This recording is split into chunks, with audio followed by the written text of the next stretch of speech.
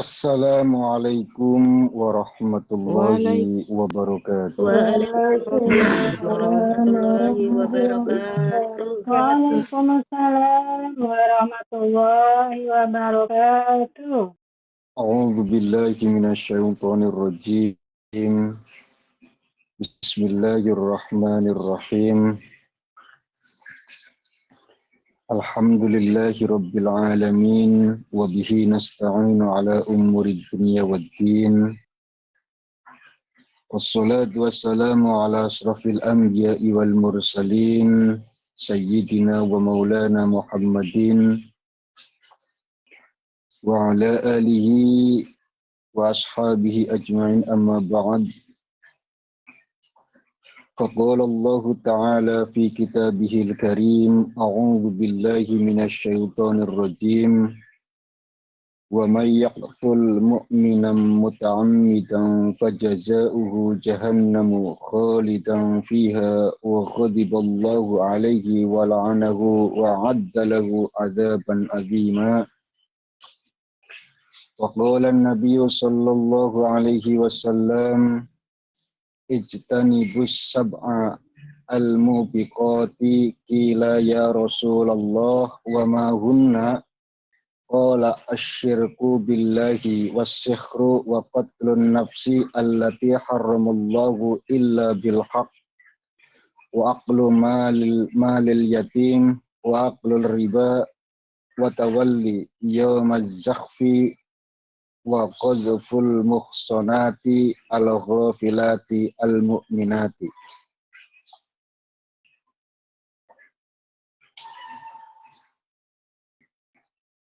Sadaqallahul azim wa sadaqa rasuluhul karim wa nahnu ala dzalika minasyahidin wasyakirin walhamdulillahi rabbil alamin.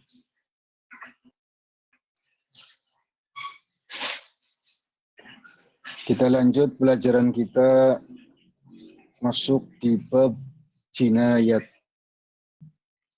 Jinayat itu adalah satu perilaku kejahatan,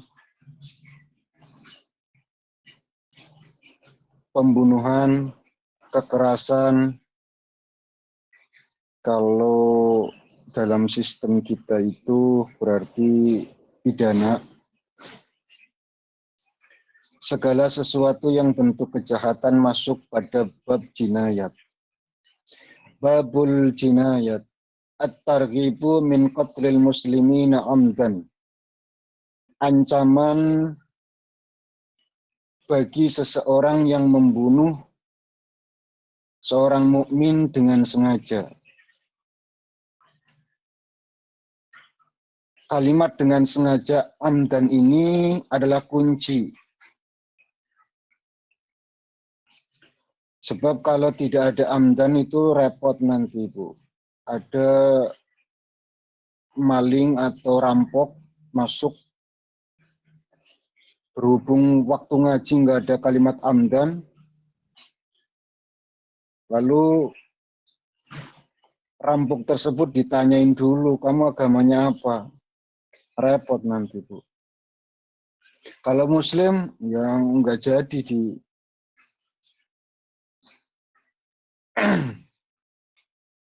maka amdan ini adalah sangat penting sekali. Artinya ketika seseorang itu kemasukan maling atau rampok, yang maling atau rampok itu membawa senjata tajam, pistol atau apa dan lain sebagainya, yang bisa menghilangkan nyawa seseorang, tapi ternyata sing dimalingi we jago bela diri, satset ternyata bisa menang, si maling atau si rampok itu pun kalah, dan ternyata mati. Ya, itu kan nggak sengaja. Lagi enak-enaknya turu kok. Lagi enak-enaknya tidur, kemalingan, kan nggak sengaja, dia nggak ada niatan hari itu untuk membunuh. Nah itu berarti tidak masuk jinayat, nggak masuk amdan. Qala Allah Ta'ala wa may yaqtul mu'minan muta'ammidan fajaza'uhu jahannam khalidan fiha wa ghadiballahu alaihi wa la'annahu wa a'adda lahu adzaban azima. Wa man utawi sapa wong siapa saja yaqtulu iku yaqtulu mateni sapa man mukminan ing wong mukmin muta'ammidan khale sengaja. Barang siapa yang membunuh seorang mukmin dengan sengaja, fajazauhu maka balasan baginya, balasan bagi orang yang membunuh tersebut adalah jahannam, masuk neraka jahanam. Berapa hari masuk di neraka jahanam? Khalidan, selamanya. Fiha, di dalam neraka jahanam tersebut. Membunuh seorang mukmin dengan sengaja, maka tidak ada balasan baginya kecuali dimasukkan ke dalam neraka khalidan fiha, selamanya. Karena membunuh itu adalah 3 besar dosa. Masuk pada 3 besar, Bu.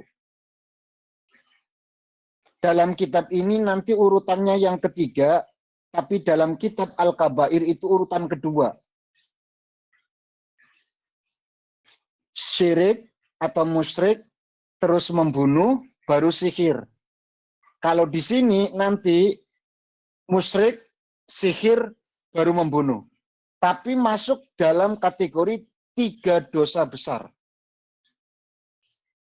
Jatuhnya itu tidak jauh dari kemusyrikan. Maka Allah sampaikan siapa saja yang membunuh seorang mukmin dengan sengaja, maka balasannya adalah jahannam khalidan fiha, masuk neraka jahanam selamanya. Tidak sampai di situ kata Allah, wa ghadiballahu alaihi, dan Allah mengghadabnya.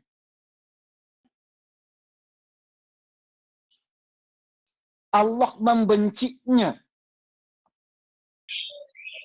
Kan ada orang yang masuk neraka, tapi Allah nggak nyapo-nyapo. Ya sudah, diam saja. Tapi bagi orang yang membunuh seorang mukmin, dia masuk ke dalam neraka, Allah membenci perbuatan itu. Apakah cukup sampai di sini? Tidak, kata Allah. Wala'annahu a'adda lahu adzaban azima. Parahnya Allah melaknati orang tersebut, a'adda lahu adzaban azima, dan mempersiapkan baginya siksa yang paling pedih. Sudah masuk neraka jahanam pula, kekal di dalamnya, dibenci sama Allah, dilaknati sama Allah, dan direncanakan, disiapkan siksaan yang paling pedih di antara yang lainnya. Sudah jatuh ketiban tangga, kena cat pula, Bu. Makanya jangan pernah kita punya cita-cita untuk membunuh seseorang. Ya. Gara-gara sakit hati, atau yang lain, lari ke dukun santet, kayak wong pateni belah. Itu jinayat plus kakap, Bu. Jangan. Sebenci apapun hatimu, sesakit apapun perasaanmu, jangan punya niatan untuk membunuh. Karena membunuh itu adalah perbuatan dosa yang sangat besar. Masuk dalam kategori Al-Kabair. Dulu saya pernah ngaji kitab Al-Kabair, Bu. Al-Kabair itu membahas tentang dosa-dosa besar. Ada 76 dosa besar dalam kitab Al-Kabair itu yang dibahas.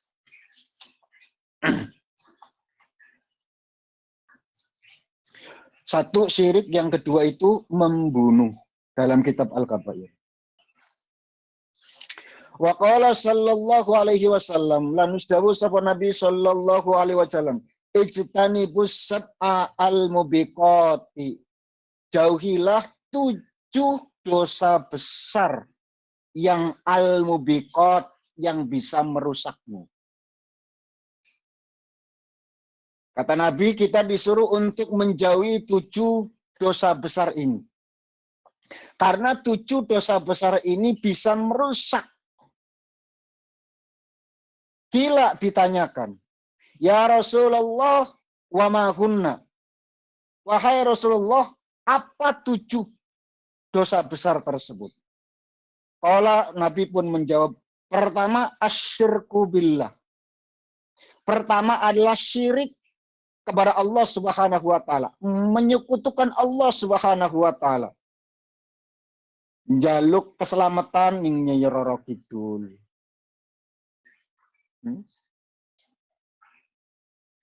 Minta rezeki ning Gunung Kawi. Ben panene berkah ning Dewi Sri. Ya. Dan seterusnya dan seterusnya. Menyekutukan Allah Subhanahu wa taala. Ini adalah dosa yang paling besar, bahkan satu di antara dosa yang tidak diampuni oleh Allah Subhanahu wa taala ketika dosa itu dibawa sampai mati. Ketika ada kalimat dosa dibawa sampai mati, berarti tidak ada dosa yang tidak diampuni oleh Allah Subhanahu wa taala. Seluruh dosa pasti diampuni kecuali sing digawa mati. Ada seseorang yang melakukan kemusyrikan seumur hidupnya. Jelang mau wafat 1 hari sebelum kematian, dia itu sadar lalu mengucapkan asyhadu alla ilaha illallah wa asyhadu anna muhammadar rasulullah. 1 hari kemudian meninggal dunia, masuk dalam surga, Bu. Dia mati dalam keadaan iman.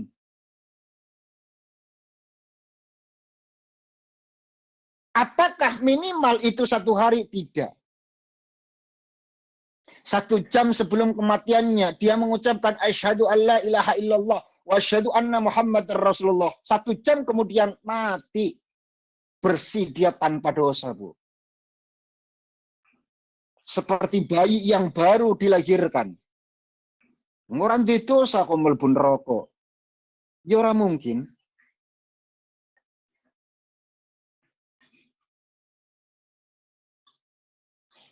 Tapi ketika ada seseorang yang beriman dari kecilnya, diajarkan agama Islam, diperkenalkan Allah sebagai Tuhannya, menjelang mati dia itu keluar dari Islam, murtad dia, mati dalam keadaan kafir,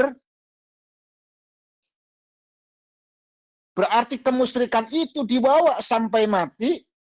Nah, ini yang dimaksud dosa yang tak terampuni. Cara ilmu ya, cara ilmu.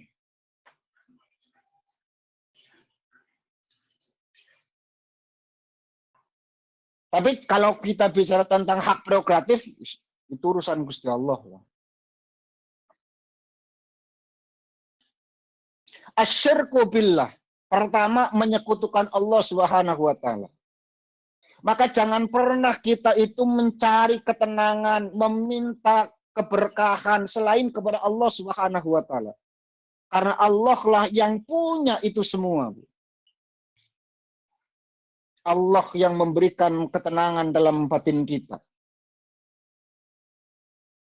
Allah yang memberikan keberkahan dalam kehidupan kita. Nggak bisa kebayang, Bu, andaikan tidak ada ketenangan, urip ki piye rasanya, Bu. Boleh jadi kalian itu makan enak itu karena tenang, Bu. Ya, boleh jadi kalian makan makanan kesukaanmu dan dimakan dengan lahap itu karena ada ketenangan. Coba bayangkan ketika kalian menemukan satu makanan hobimu, lalu ketika mau dimakan, tiba-tiba goncang. Ada gempa, ada tsunami, ada angin puting beliung, ada tornado, dan lain sebagainya. Saya yakin kalian tidak akan pernah merasa tenang makan itu, Bu. Buru-buru keluar, meninggalkan makanan kesukaan. Sing digoleti keselamatan sih. Apa meneh dirimu itu paham bahwa bangunannya itu sudah terlalu tua, reg titik rubuh, langsung melayu, Bu, gitu kan. Jadi ketenangan itu penting, dan ketenangan itu adalah pemberian dari Allah Subhanahu wa taala yang jarang kita pinta, Bu. Kan jarang sekali jenengan itu minta ketenangan. Paling minta ketenangan batin, ketenangan hati, sing lagi tersakiti. Tapi ketenangan alam itu jarang sekali, bahkan mungkin tidak terlintas dalam benak kita.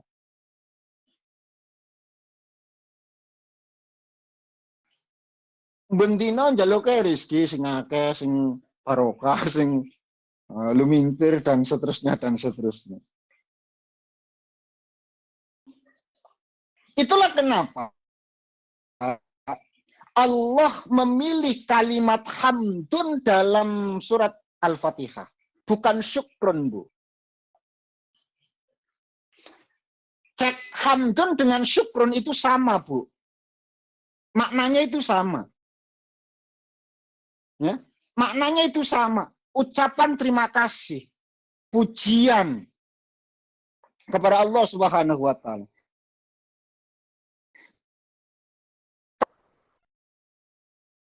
Tapi kenapa Allah pilih kalimat alhamdulillahirabbil alamin, bukan asyukrulillahirabbil alamin? Perbedaannya hamdun dengan syukrun itu adalah kalau syukrun itu diucapkan ketika permintaanmu itu terpenuhi, itu syukrun namanya. Makanya orang Arab mengatakan syukron, terima kasih. Tolong ambilkan gelas. Lalu diambilkan gelas itu, diberikan kepada kita. Kita bilang, kita sampaikan, kita mengatakan syukron. Permintaan yang terkabul itu syukur namanya. Syukron, terima kasih.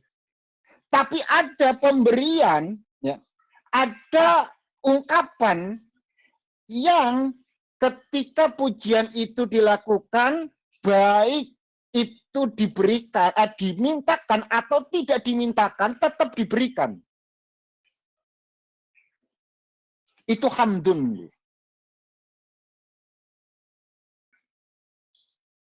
Kalian berdoa, Allah yang memberinya. Tapi ketika ada pemberian yang tanpa kita pinta, ucapannya bukan syukron, tapi hamdun. Kalian minta ketenangan, kalian minta keberkahan, kalian minta rizki yang banyak. Tapi kalian tidak pernah minta oksigen. Tapi Allah berikan oksigen itu. Kalian memang minta kesehatan badan. Sehat badan tanpa oksigen. Wassalam, Bu. Nah, itu namanya hamdun, Bu. Jadi banyak sekali pemberian dari Allah yang diberikan kepada kita tanpa kita pinta.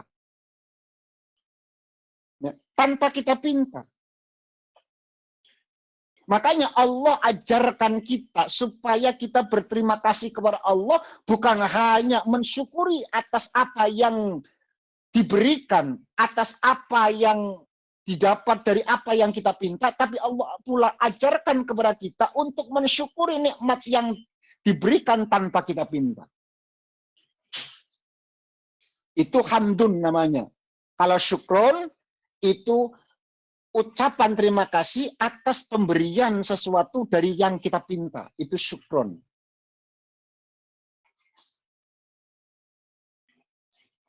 Qala asyirku billah. Pertama, dosa yang paling besar adalah syirik. Yang kedua, wasihru. Sihir, Bu. Sihir. Tukang tenun, dukun, Itu dosa besar, Bu. Walaupun ya tukang sihir, tukang tenun, tukang dukun itu ya masuk dalam sejarah, Bu. Adanya orang, kita bicara apa, lompat ke zaman dulu. Kita bicara tentang kenabian Rasulullah Shallallahu Alaihi Wasallam, ya diramaikan oleh para dukun, Bu. Barokah dukun, jadi dukun ya ana barokah, Bu. Barokah dukun sing kecangkeman, Bu, itu banyak diketahui ciri-ciri nabi akhir zaman. Ya dukun-dukun ini, Bu.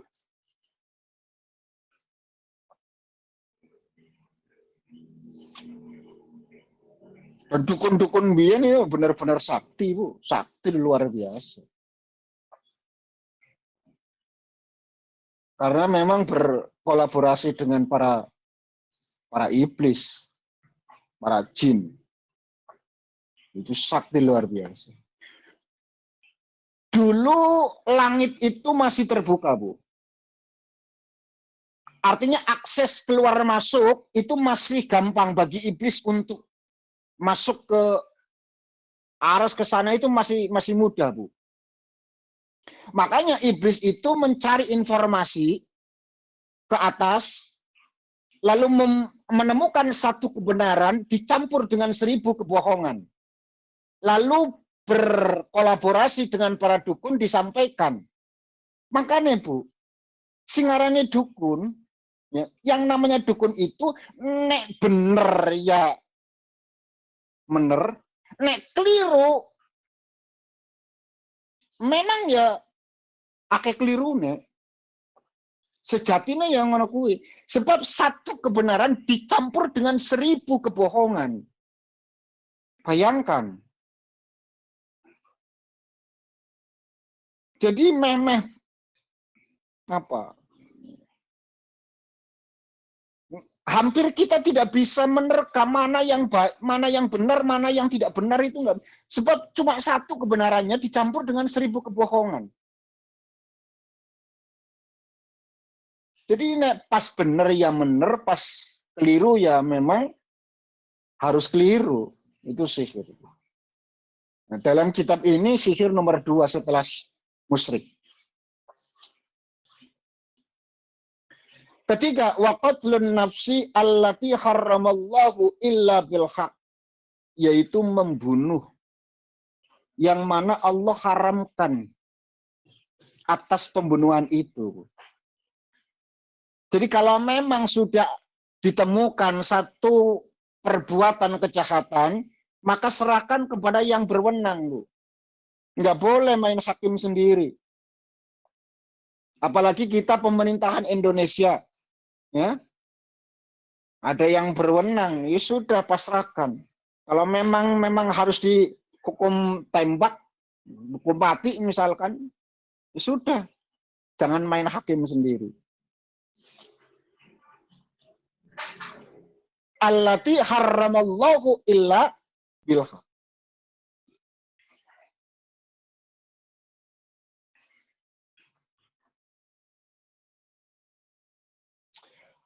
Wal aklu malil yatim.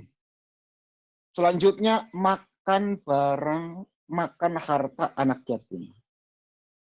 Itu bagian dari dosa yang harus kita hindari.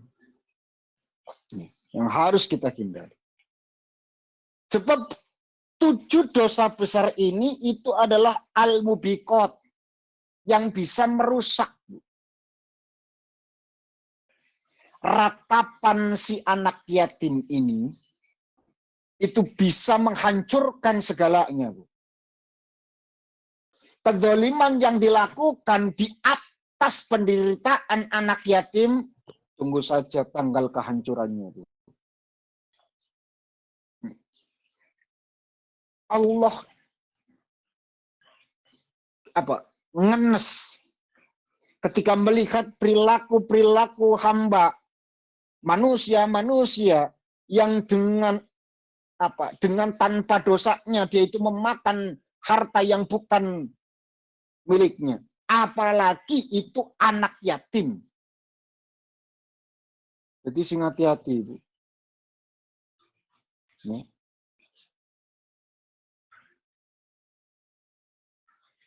Hati-hati.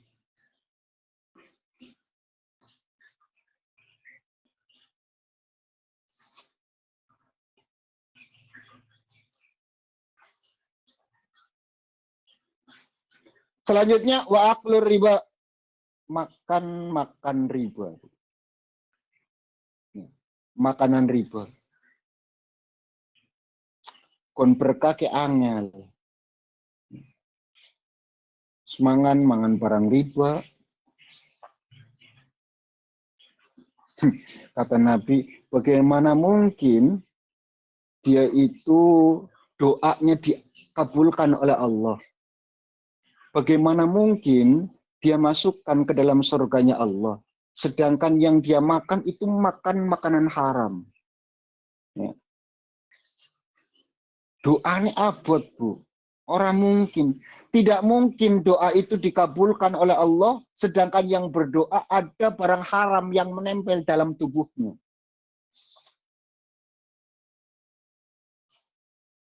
Itulah kenapa masuk al-mubiqat, Bu. Jadi nek pengen jenengan doane mustajab, dongane cepat dikabul, jauhi dari makan riba.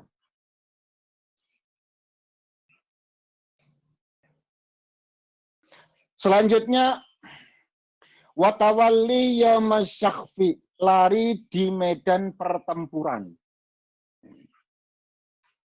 Sini laka masane. Tapi mbokan besok, Bu, negara Indonesia lagi goncang-gancing, ya. Mbok besok, ya, mbok besok. Barangkali nanti. Mudah-mudahan sih ora ya, Bu. Kita doakan mudah-mudahan Indonesia itu aman. Dan tidak seperti yang dikatakan tahun 2030 Indonesia itu hilang dari peta dunia. Mudah-mudahan itu hanya hoax saja.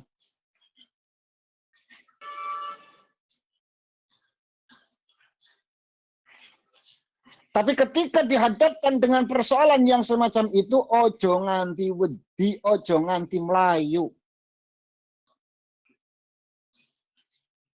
Membela tanah air, hubbul waton, minal iman, kata para ulama. Bukan hadis loh ya, Bu. Hubbul waton minal iman itu bukan hadis. Hubbul waton minal iman. Cinta tanah air bagian dari iman. Kenapa kok para ulama itu sampai mengeluarkan statement hubbul waton minal iman? Karena gini, Bu. Kalau kita menjaga tanah air, mencintai tanah air, itu akan lebih indah, akan lebih baik. Saat kita menyampaikan atau dakwah dalam masih satu negara, Bu. Andaikan Aceh, sekarang Aceh Gam itu lagi rame lagi, Bu, mau pisah. Ya, mau pisah. Atau Papua lah, kalau Aceh itu sudah Serambi Mekah, Papua saja. Papua juga lagi rame, Bu. Papua pengen memisahkan diri. Papua kan masih lebih banyak non-muslimnya. Jangan kalian bisa bayangkan kenapa hubbul waton minal iman itu keluar statement kalimat itu dari para ulama. Sebab ketika Papua itu misah diri dan menjadi negara tersendiri, Bu. Ketika kita mau dakwah ke sana itu butuh yang namanya paspor, butuh visa, butuh semacam-macam, Bu. Tapi kelak selama masih di Indonesia cuma butuh tiket, Bu. Artinya akses dakwah itu lebih mudah. Ya, akses dakwah itu lebih mudah. Maka menjaga kesatuan, keutuhan Republik Indonesia itu bagian dari keimanan. Supaya apa? Supaya lebih mudah untuk menjangkau dalam berdakwah. Saya yakin setiap ulama ketika ditanya, walaupun mungkin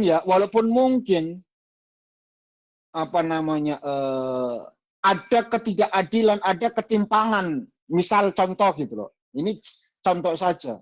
Bukan berarti itu kenyataan.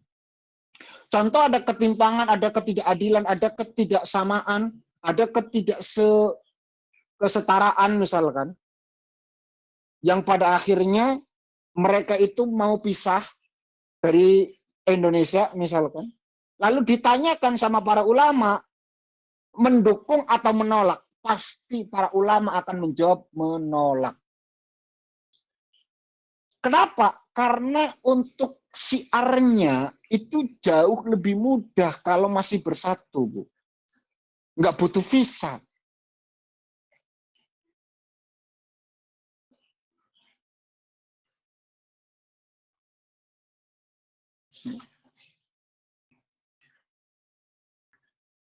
Jadi teman-teman, sahabat-sahabatku semua, ketika nanti ada perang, ojo mlayu. Terakhir, wa qadhful muhsanati al-ghafilatil mu'minati, menuduh perempuan merdeka yang sudah menikah. Muhsanat itu adalah perempuan merdeka yang sudah bersuami. Ya, muhsan yang jenengan biasa kenalkan, jenengan sering krungu zina mukson, zina mukson. Zina mukson itu adalah zina yang dilakukan sama seseorang yang sudah punya pasangan, itu mukson namanya. Al-ghafilati, yang dia itu menjaga dari perbuatan ala, dari perbuatan jahat. Orang nyapo-nyapo, Bu, enggak melakukan apapun, kok dituduh, ya, difitnah. Hati-hati.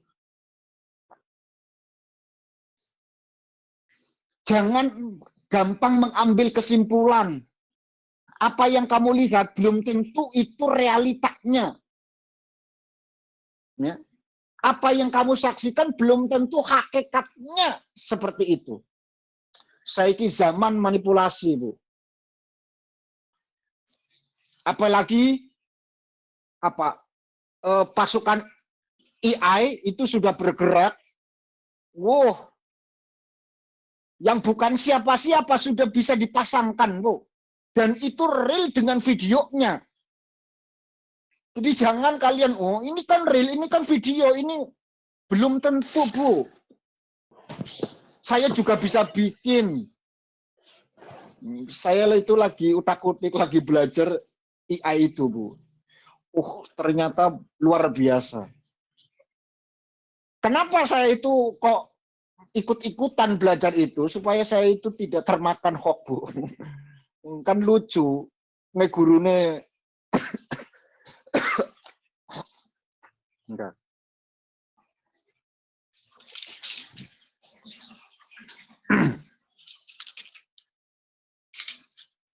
Saya nggak bisa bayangkan, andai kan gurune Iwamit yang melu-melu kemakan hoax, bagaimana Iwamitnya? Gurune orang melu-melu be, akeh sing kemakan hoax. Apa mana gurune melu-melu? Oh, bisa hancur ngene. Tidak mudah untuk untuk dipengaruhi. Karena kita sudah tahu ilmunya. Apa yang kalian saksikan, apa yang kalian lihat, itu belum tentu realitanya, belum tentu hakikatnya. Hatta ketika kalian melihat ada seorang laki-laki di atas seorang perempuan sekalipun, itu belum tentu itu yang terjadi.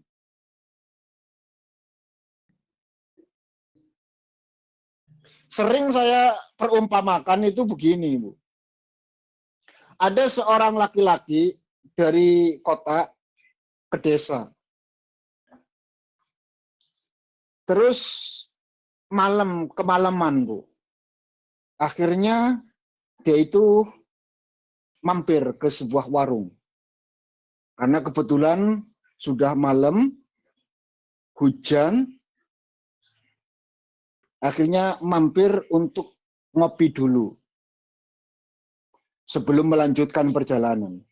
Tiba-tiba si laki-laki itu kebelet pipis.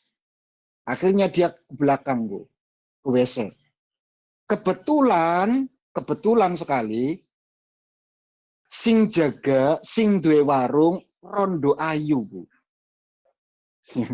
Rondo ayu. Ayu ini kalimat penting, Bu. Sebab nah orang ayu kayak angel gue cerita. Wong ora ayu kayak angel gue cerita, Bu. Tapi nih wong ayu ceritanya akeh, Bu. Jadi ayu itu apa? Kuncinya. Rondo ayu. Masuklah laki-laki itu ke belakang, ke kamar kecil, listrik padam tiba-tiba. Yang laki-laki sudah selesai buang hajat, si perempuan, si punya warung ini mau ke belakang, mau ambil lilin. Ketemu di jalan, Bu. Tabrakan, jatuh. Laki-laki di atas, perempuannya di bawah. Pas kebetulan tukang ronda lewat, Bu. Senter pun dinyalakan, jepret. Kelihatan laki-laki di atas, perempuan di bawah. Sudah asumsi mereka berbuat mesum. Mau alasan apapun tidak akan bisa diterima, Bu. Wong nyata-nyatanya tundung-tundungan. Laki-laki di atas, perempuannya di bawah. Mau apa lagi? Tangkep. Diarak. Pertanyaannya, apakah ini adalah hakikat perbuatan zina? Belum tentu, Bu. Makanya tidak ada keadilan yang melebihi keadilan Allah Subhanahu wa taala. Karena Allah adalah zat yang maha tahu akan segala sesuatu. Menungsakan ngertine sing dilihat, sing dirongokna. Apa yang dilihat, apa yang didengar, lalu mengambil sebuah kesimpulan ini, maka hukum pun ditetapkan. Nah, itu manusia, tapi Allah tidak, Bu.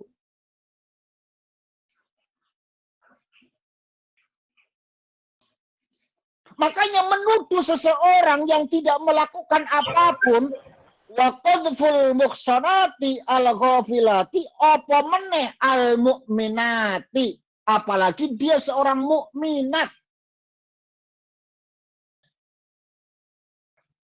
Seorang istri tidak melakukan perbuatan ala al-mufilati, ya, tidak melakukan, bahkan terbesit dalam hatinya itu tidak pernah melakukan perbuatan ala. Yang ketiga, dia seorang yang beriman. Maka tuduhan yang semacam itu adalah tingkat ketujuh dosa besar yang bisa merusak seorang hamba. Oke. Ojo gampang mengambil kesimpulan. Ojo gampang nuduh. Boleh jadi itu hanya prasangkamu sendiri. Karena kau mungkin punya punya persoalan, ya. Punya persoalan sehingga dan dia melakukan sesuatu sing rodok mirip yang kamu persangkakan gitu loh. Sehingga dengan mantap hati kau mengatakan pasti dia. Itu kan tuduhan. Padahal dia nggak melakukan apapun.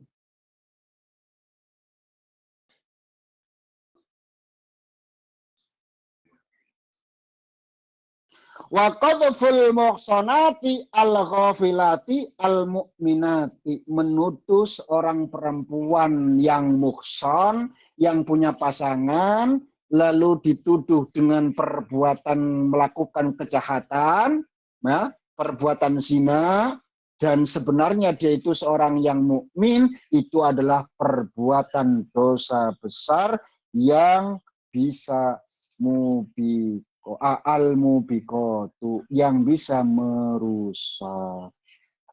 Wa qala sallallahu alaihi wasallam, kita lanjut pada pertemuan berikutnya insyaallah. A'udzubillahi minasyaitonir rajim. Bismillahirrahmanirrahim. اللهم صل على سيدنا حبيبنا شفينا وكريم دخرنا محمد سلم ورتور قبل صحبة رسول الله الحمد لله رب العالمين حمدا يوافي نعمه ويكفي مزيده يا ربنا لك الحمد كما ينبغي لجل وجلال سلطانك اللهم صل وسلم على سيدنا محمد صلاة تنجينا بها من جميع الأهوال والآفات وتقضي لنا بها جميع الحاجات وتطهرنا بها من جميع السيئات وترفعنا بها عندك أعلى الدرجات وتبلغنا بها أقصى الغايات من جميع الخيرات في الحياة وبعد الممات إنك على كل شيء قدير اللهم أرنا الحق حقا وارزقنا اتباعه وأرنا الباطل باطلا وارزقنا اجتنابه اللهم إنا نسألك علما نافعا وعملا متقبلا ورزقا حلالا طيبا اللهم إنا نعوذ بك من علم لا ينفع وقلب لا يخشع ودعاء لا يسمع وعمل لا يرفع اللهم اجعلنا أولادنا وذريتنا من أهل العلم وأهل الخير ولا تجعلنا وإياكم من أهل السر والدار اللهم ارزقنا متابعة النبي صلى الله عليه وسلم أولا وآخرا وظاهرا وباطنا وقولا وفعلا وطاعة وعبادة وعملا صالحا وعدا اللهم أحينا بحياة العلماء وأمتنا بموت الشهداء واحشرنا يوم القيامة في زمرة الأولياء وادخلنا الجنة مع الأنبياء عليهم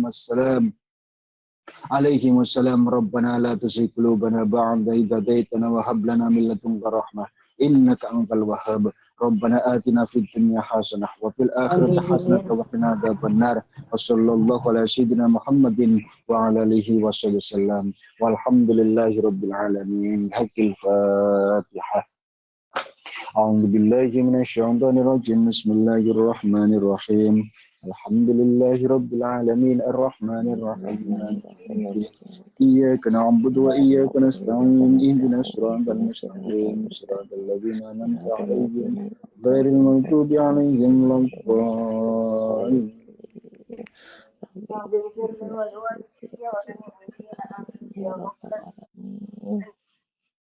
Sekian dan demikian yang bisa saya sampaikan. Terima kasih atas segala perhatian. Mohon maaf atas segala kekurangan. Subhanakallahumma bihamdika asyhadu an la ilaha illa anta astaghfiruka wa atubu ilaik. Akhiru da'wana walhamdulillahirabbil alamin. Wassalamualaikum warahmatullahi wabarakatuh. Waalaikumsalam Waalaikumsalam warahmatullahi warahmatullahi wabarakatuh. wabarakatuh.